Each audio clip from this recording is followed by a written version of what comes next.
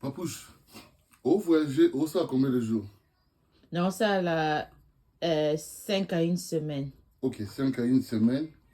Autant que nous la tani. Na la ta jean wana na chemise. Jean na chemise. Oyo, et on est le premier jour. Oh, ils aiment ok nango. Au premier jour. Oh la tani lo yango yo. Oh la tani yango le premier jour. Après, deuxième jour. Oh la tani. Oyo. On est monsanga gumbelanga.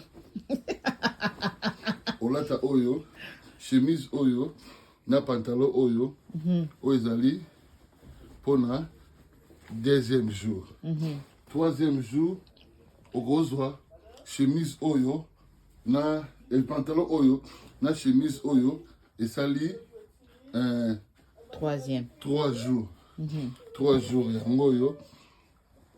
Ogozwa, oyo, chemise oyo, na oyo et sali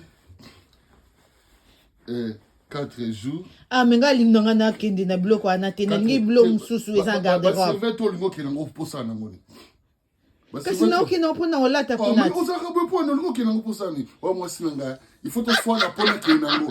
Mais ça il faut la ça et compréhension. OK la mosco. OK mon gars. Il faut la bête no mo tango silika. Allez, na glissango ga. Kwani ka olingo membango. Na glissango ya yebate. Papouche.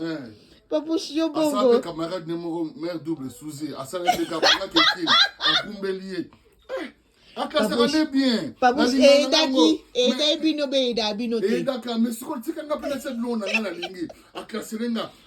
Tala papouche tango voyage ozoko représenter nga. Po mema bilamba bien.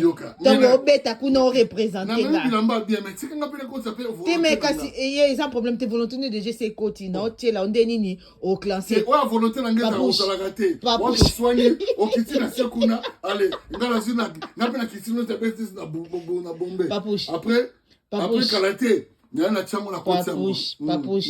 Papouche nino po faut déontologie à sapologie et monana. À ton longue, partout aux okende, tu représentes Nancy. Mais tu représentes Nancy, ma bête, mais Nancy, petit canapé, n'a pas représenté les Nalingi.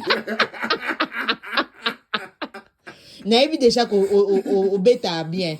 Qu'on ça la nino yo sapologie bien. Mais ngapé moi touche nanga mwanda mwe. Touche nanga ngote, yom to kono linga banini.